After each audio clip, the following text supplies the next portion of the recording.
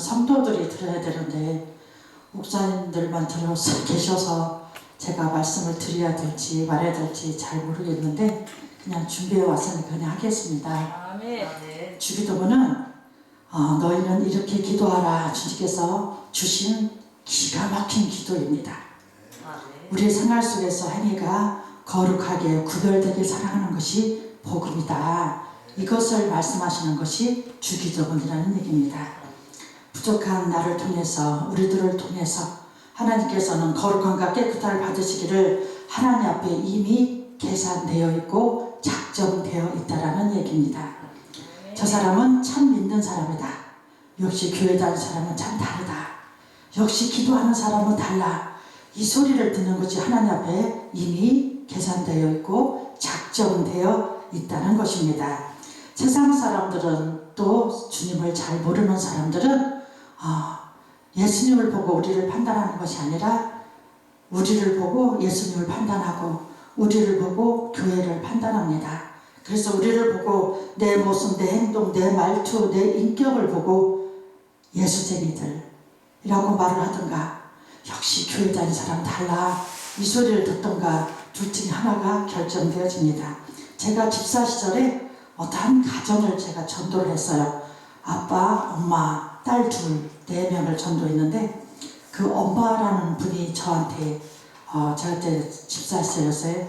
이 집사님 그래서 예 그랬더니 당신이 믿는 하나님을 나도 한번 믿어보겠다 이렇게 말씀하신 적이 있어서 너무너무 지금도 그 신앙과 그 믿음을 내가 과연 지금 갖고 있는지 남들이 나를 보고 그렇게 평가해주고 있는지는 잘 모르겠지만 그렇게 그런 소리도 들어봤습니다. 내 모습은 내 생활은 주님 모시기에 내 형제들이 내 이웃들이 과연 나를 보고 어떠한 생각을 할까 나는 어떤 모습일까 한 번 정도 우리는 생각을 해봐야 될 것 같습니다. 예수님께서 너희는 이렇게 기도하라고 말씀하신 주기도문을 오늘 깊이 한번 말씀을 하나하나 보면서 생각해 보겠습니다. 오늘 본문 9절 말씀해 보니까 말씀을 보겠습니다. 하늘에 계신 우리 아버지여 라고 했습니다. 하늘에 계신다는 것은 영원한 복음을 얘기합니다. 하나님의 보좌를 얘기합니다.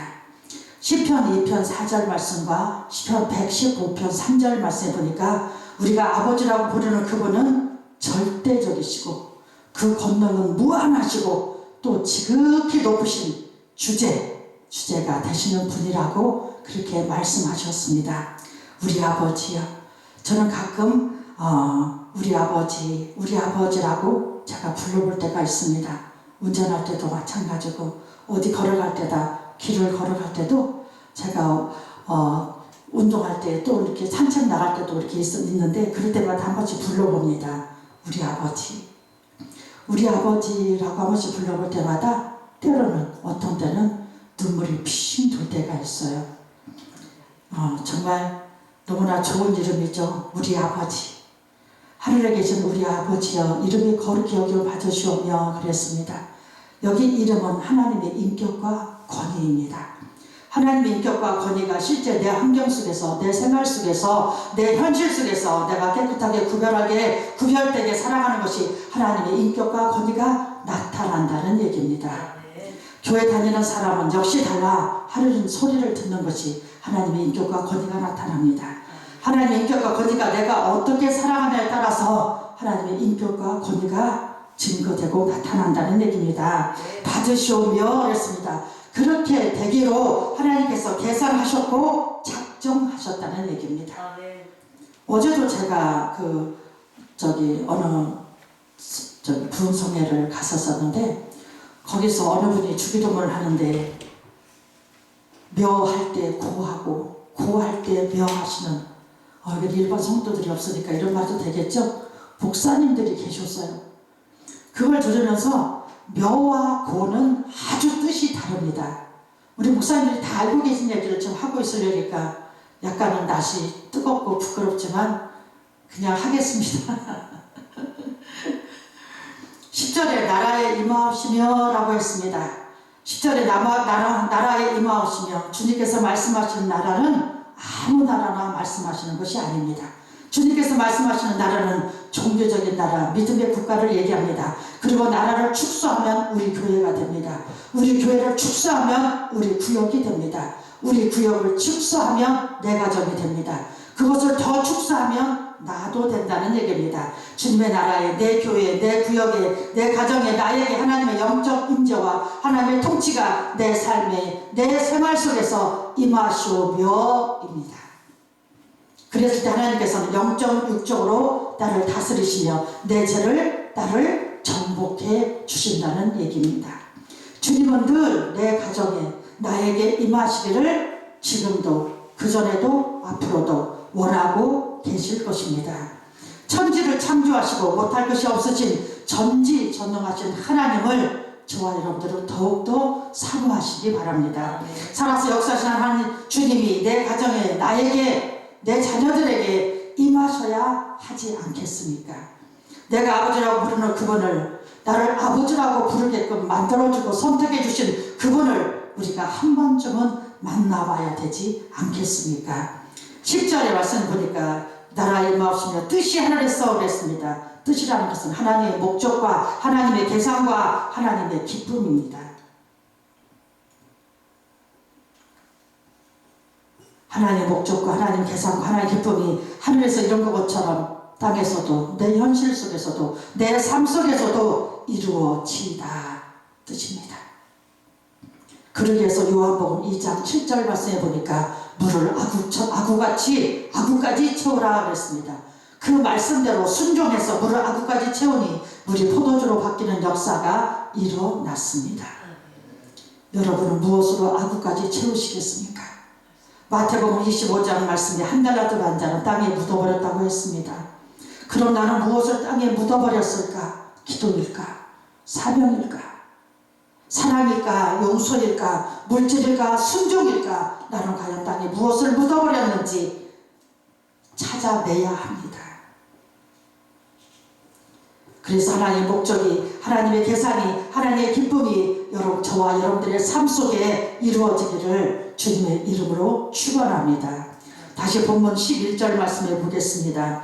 오늘날 우리에게 일용할 양식을 주옵시고 11절에 말씀하셨습니다. 오늘날 우리에게 일용할 양식이라고 했습니다. 양식은 우리에게 필요한 모든 것을 얘기합니다.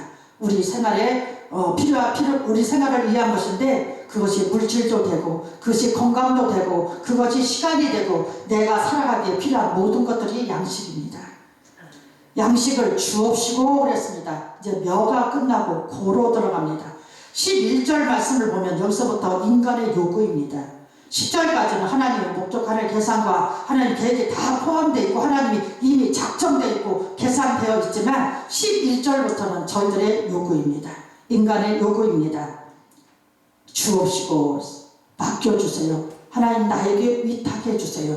나에게 그 물질을, 나에게 그 건강을, 나에게 그 시간을 나에게 맡겨주세요. 이것이 묘입니다.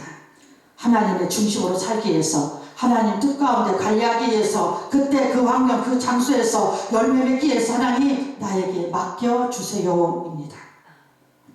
우리 교회가 잘되게, 내가 다니고 있는 직장이 잘되게, 내가 하는 모든 일이 잘되게, 내가 주님께서 맡긴 사명이 잘할 수 있도록, 내가 감당할 수 있도록 주님 원하시고 기뻐하시는 열매 맺기 위해서 하나님 나에게 하나님 것을 맡겨주시라고 그런 뜻입니다. 9절 10절에 면은 받으시오. 면은 하나님께서 이미 작정한 것이 아니고 11절에 고는 하나님께 맡겨주세요. 9절에 면은 이미 하나님께서 작정하신 것이고 11절에 고는 맡겨주세요. 나에게 이탁해주세요. 간구하는 기도입니다. 하나님 건강을 물질을 맡겨주세요. 12절에 우리가 우리에게 죄지은 자를 사하여 준 것 같이 그랬습니다. 12절 말씀에 예수님 때문에, 진리 때문에, 복음 때문에 용서한다는 얘기입니다. 그런데 과연 우리는 용서를 얼마나 하고 있습니까? 용서해야 된다, 용서해야 된다 하면서도 마음은 해야 된다는 것이 맞습니다. 하나님 그걸 기뻐하시니 서도 악을 서로로 갚으라고 말씀하신 하나님, 그 말씀을 생각한다면 당연히 용서해야 된다는 것을 마음에서 막 생각해서만 하지만 실제적으로 내가 삶 속에서 보면 용서하기가 그렇게 쉽지 않더라고요. 그래서 시편 41편 10절 말씀에 다윗이 신앙이 있습니다. 저는 이 말씀을 너무너무 좋아합니다. 제가 그러한 그릇이 못돼서 다윗의 이 기도를 너무너무 좋아합니다. 시편 41편 10절 말씀에 다윗의 신앙이 있는데 그러나 주 여호와여 나를 긍휼히 여기시고 일으키사 나로 저희에게 보복하게 하소서라고 했습니다. 그러나 주 여호와여 나를 긍휼히 여기시고 불쌍히 여기시고 나를 가엾이 여기시고 일으키사 그랬습니다. 내 신앙은 하나님 저 사람이 잘못됐으면 좋겠고 가다가 꼬그라졌으면 좋겠고 가다가 넘어졌으면 좋겠고 저도 똑같이 좀 당해봤으면 좋겠고 내 신앙은 이거밖에 안 돼요 아버지. 나의 신앙은 이거밖에 안 되니 하나님 나를 긍휼히 여겨주시옵소서 나를 가엾이 여겨주시옵소서 나를 불쌍히 여겨주시옵소서 그리고 일으키사 내 신앙을 견고한 신앙으로 확실한 신앙으로 진실된 신앙으로 나를 일으켜 세워주셔서 그를 보복하게 하소서 그랬습니다. 그를 위해서 기도하게 하소서랍니다. 이것이 악을 선으로 갚으라는 하나님 말씀에 순종하는 것입니다. 근데 다윗도 저희도 그렇게 너무 쉽지 않습니다. 어렵습니다. 다윗도 너무너무 힘들었습니다. 그래서 하나님 앞에 기도합니다. 주 여호와여 나를 긍휼히 여기사 일으키사 여기시고 일으키사 나로 저에게 보복하게 하소서라고 기도했던 그 마음을 저도 알 것 같다는 얘기입니다. 예레미야 51장 56절 말씀 보니까 여호와는 보복의 하나님이라고 했습니다. 내가 그렇게 했을 때 하나님께서 모든 것을 다 행한 대로 갚아주신다는 얘기입니다. 용서한다는 것은 우리가 벽에 페인트 칠을 합니다. 근데 그 위에다가 페인트를 막 낙서가 있습니다. 페인트를 딱 하면은 그 낙서가 보입니까? 안 보입니까? 안 보이죠? 페인트 칠해버리는 것입니다. 그게 용서입니다.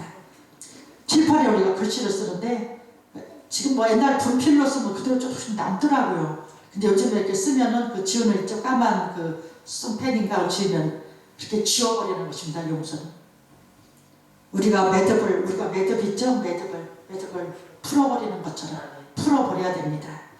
그냥 내가 너를 정말 용서할 수 없지만 하나님 말씀 때문에 하나님 때문에 내가 너를 지금 용서하는 거야. 내가 참는 거야. 이것은 용서하는 것이 아닙니다. 그냥 덮어줘야 된다는 얘기입니다. 그것이 사하여 주는 것입니다. 시편 66편 18절 말씀에 내가 내 마음에 죄악을 품으면 주께서 듣지 아니하시리로다 그랬습니다. 그러나 우리는 여전히 내 잘못은 용서해주고 여전히 자기 잘못은 너무나 간대합니다. 네가 그러니까 그렇지. 난 그런 사람이 아니야. 그런데 상대방의 잘못은 너도 한번 똑같이 당해봐 라고 우리는 말을 하죠. 12절에 고가 있습니다. 우리에게 제전을 사하여 준같이 우리의 죄를 사하여 주옵시 고입니다. 12절에 고는 베풀어 주세요 라는 뜻입니다. 11절에 고는 맡겨주세요 이탁해 주세요 하고 12절에 고는 베풀어 주세요입니다. 그리고 13절 말씀해 보니까 13절 말씀하기 전에 제가 생각을 해봤습니다.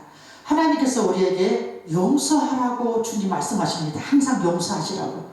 그런데 그 용서하시라고 말씀하시는 것이 상대방을 위해서가 아니라 저를 위해서 그랬더라고요. 저를 위해서. 왜냐하면 상대방을 용서하지 않으면 제 마음이 지옥이더라고요.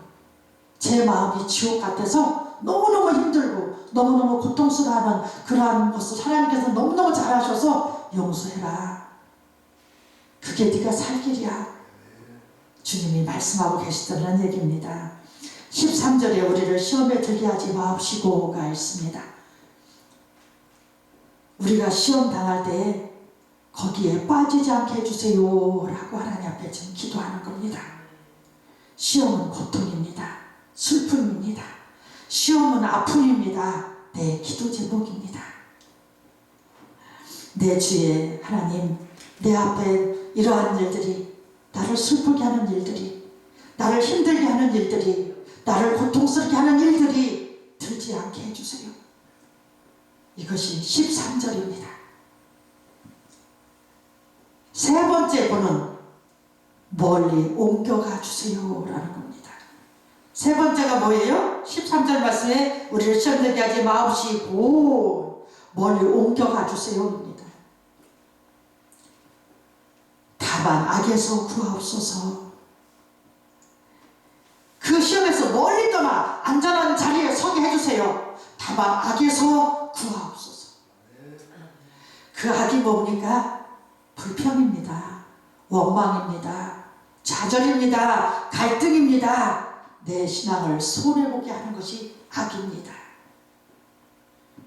다만 내 신앙에 있어 손해보게 하는 것들에서 구하여 주시옵소서라는 것입니다. 나라와 권세와, 나라는 아까도 말씀드렸지만 크게는 종교적인 나라, 믿음의 국가를 얘기하지만 그걸 축소하면 나입니다. 나. 권세는 기적입니다. 이적입니다. 능력입니다. 표적입니다. 하나님의 능력과 기적과 이적이 나에게 나타나야 하나님께 영광을 돌릴 수 있고 그 영광이 아버지께 영원히 있사옵나이다. 이겁니다. 13절 말씀. 이것이 너희는 이렇게 기도하라 라고 주님께서 말씀하신 주기도문입니다. 이 귀한 기도를 우리가 하고 싶어하는 모든 것들이 다 들어있습니다. 이 기도 안에 모든 것이 다 함축되어 있는 이 기도를 우리는 별 의미도 없이 너무나 습관적으로 빨리빨리 그냥 입술로만 할 때가 참 많았습니다. 우리가 주기도문을 참 많이 합니다. 새벽 예배 때마다 주기도문 하죠. 수요 예배, 금요 철야기도 주기도문 하죠. 신방 가서 주기도문 하죠. 주일 오후 예배도 주기도문 하죠. 정말 이 주기도문을 너무 많이 하는데 너무나 이 속에 이 뜻이 과연 얼마나 깊은 뜻이 있는지, 너는 이렇게 기도하라고 하나님께서 말씀하신 이 기도가 얼마나 귀한 기도인지를 우리는 그냥 생각하지 않고 빨리빨리 습관적으로 별 의미도 없이 하나님께서 우리 아버지 이름이 거룩히 여김 받으시오며 그렇게 기도합니다. 저는 어떨 때는요, 기도가 너무 무겁고 기도가 잘 안 될 때가 있어요.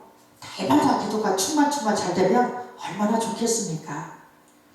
수원 칠보산 기도, 지금 그 기도는 없어졌죠. 형체는 그대로 있어요. 근데 별 집회도 없고 그냥 그 원장님도 돌아가셨더라고요. 보니까 옛날에 제가 거기서 금식도 했었고 거기서 기도하러 간 적도 좀 있었고 그 산에 올라가서 바위에 올라가서 기도한 적도 참 많이 있었었는데 거기에 올라가는 입구에 그렇게 현수막이 써있어요. 기도가 안 되십니까? 한 번만 더 무릎 꿇어보세요 라고 써있어요. 그게 너무나 좋아서 저도 그렇게 똑같이 현수막을 만들어서 저희 지하 성전에 저희가 딱 제가 붙여놨어요. 저희 지하 성전은 새벽 예배하고 금요 철야 예배를 지하 성전에서 합니다. 기도하시들 하시라고 거기서 하고 이제 본당은 2층에 있는데 그렇게 그 지하 성전에 제가 이렇게 붙여놨어요. 그래서 아무 때나 기도하고 싶은 사람들 와서 또 지하 성전에서 기도하라고 항상 거긴 제가 문을 열어놓습니다. 저는 기도하다가 기도가 너무 안 될 때는 바로 일어서지 않습니다. 바로 일어서지 않고 주기도문을 합니다. 주기도문을 하는데 하늘에 계신 우리 아버지여 한 번, 두 번, 세 번, 네 번. 그거 제가 500번까지도 해봤어요. 500번까지 어떻게 했냐면 제가 한번 해본다고 성냥개비를 500개를 제가 이렇게 만들었어요. 옛날에 성냥이 있었죠. 그 성냥, 그 집사시설 했던 얘기입니다. 이게 지금 성냥개비를 500개를 놓고 하늘에서 우리 아버지가 한 번 끝나면 하나 놓고 그 500개를 다 끝나고 시간을 보니까 2시간 40분이 걸리더라고요. 저는 주기도문을 하다가 회개가 터져서 통곡하고 울어본 적도 있습니다. 저는 주기도문 하다가 감사의 눈물이 쏟아져 나와 한없이 뜨거운 눈물을 흘리며 하나님 앞에 정말 기도한 적도 많았습니다. 주기도문 하다가 성령님께서 임하셔서 성령 춤도 추어봤습니다. 혹시 주위에 귀신 들린 사람이 있습니까? 주기도문을 한번 하게 해보세요. 절대로 혼자 못합니다. 주기도문을 똑바로 3번 이상 하는 사람 전 못 봤습니다.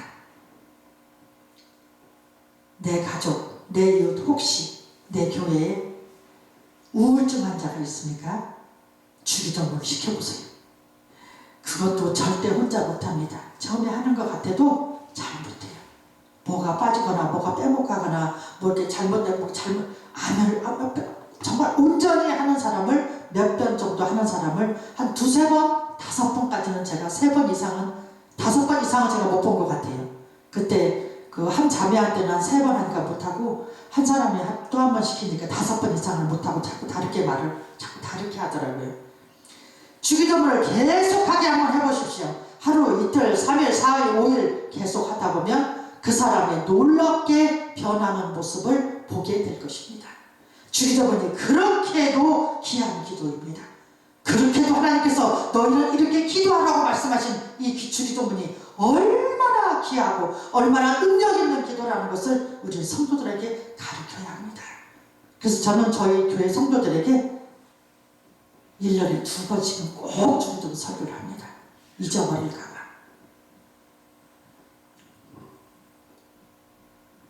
절대로 혼자 못해. 누가 옆에서 잡아줘야 되고 따라서라고 해야 되고 혼자는 잘 못해요. 너희는 이렇게 기도하라. 이 주기도문이 그렇게 습관적으로 건성건성 그냥 입으로 하는 기도가 절대로 아닙니다.